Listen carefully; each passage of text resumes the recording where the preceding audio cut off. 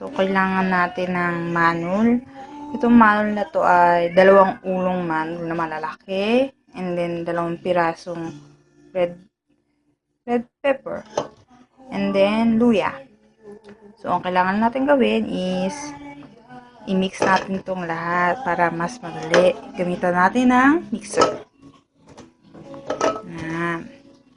Natin lahat. So, una mo natin i-mix is yung manul kasi matigas. Next natin ilalagay, ayan na, naano na natin yung manul. So, yung pepper na. And then, ayan na, yung mix ng garlic and red pepper. So, next naman is yung luya. I-mix din natin. So, tapos na yung manul kanina. Ito na yung red pepper, garlic, and ginger. So, meron tayong kakailangan is, siyempre, kailangan natin ng red pepper, tubig na 3 cup, maliliit na hipon, and mule chiyot, salt, sugar, and mule chiyot chot. Maalat to. So, kailangan natin talaga yan parang patis. And then, ito yung kaninang ginanaw ko na chapsal karu o malagkit. Kailangan natin to para yung kimchi, yung sauce ng kimchi is dumikit sa kimchi. So, kailangan talaga yan. Mga 1.5 cup. Yan. Tapos, imimix mo sa tubig din. Pakukuluan mo din. Okay na. And then, we need this. Mga damo-damo. Ang tawag dito, dale. Optional lang yan. Kung gusto mo lahok, kung gusto mo, hindi rin. Pero ito, hindi mawawala to. Ito yung tinatawag na green leaves depa. Ito, yung ng onion, leaves. And then, meron din minari. Kaya meron mga ganito para ng sauce, sustansya. And then, hindi din dapat mawawala ito. Kanina, niyadjad ko na to. Yung radish. 1 kilo radish dapat meron ka. And then, syempre, hindi mawawala ang cabbage. Syempre, importante ito. So, yung cabbage na gagawin ko ngayon is 3 pirasong malalaki. So, ayan. Okay, gagawa na tayo ng sauce. Okay, wait lang. Mahirap gumawa ng walang cameraman. So, kukuha lang tayo ng 3 cup na kuchukaru. Ayan, 3 cup. Ayan na siya. And then, first is ilalagay natin itong malagkit na ginanaw. Ayan na siya. I-mix mo lang yan. Ito yung una mong i-mix. Sticky. Ayan. I-mix mo lang yung malagkit sa red pepper.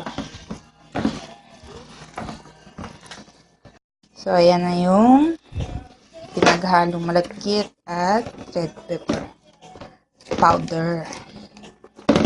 So, ang next natin is itong kanyang mix natin. Halo lang natin. Ayan. Nahalo na natin siya dyan.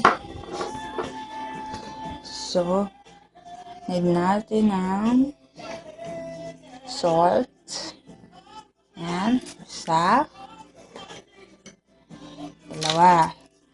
Dalawang kutsarang salt lang. And then, need natin ng sugar. 2 spoon din. Ayan, 2 spoon ng sugar. Halo lang natin siya dyan. And then, ito, yung maliliit na dilis Optional lang din to kung gusto mong lahukan or hindi. Kasi may iba sensitive sa ganito. Ako, sensitive din, so konti lang. So, mga 2 spoon na yung lalagay natin. Ayan na siya. And then, you need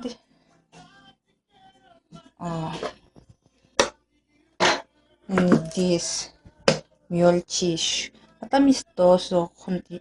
2 spoon lang. Hindi ko kasi ma-spoon, so tatansyahin ko na lang. Ayan. Masarap yan pag may ganan. And then, mule. Itong mule na to is teacup mule.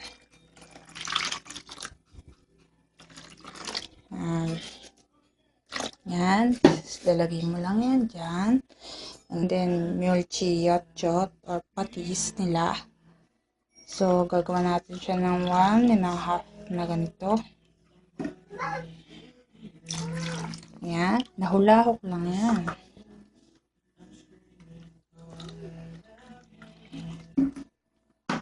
Okay. Huwag natin karamihan kasi pag maalat, hindi natin magawa ng paraan. So, ang next na is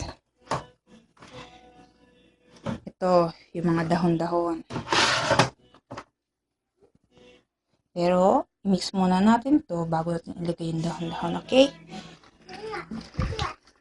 Huwag kayong madidiri kung ano yung ginagawa.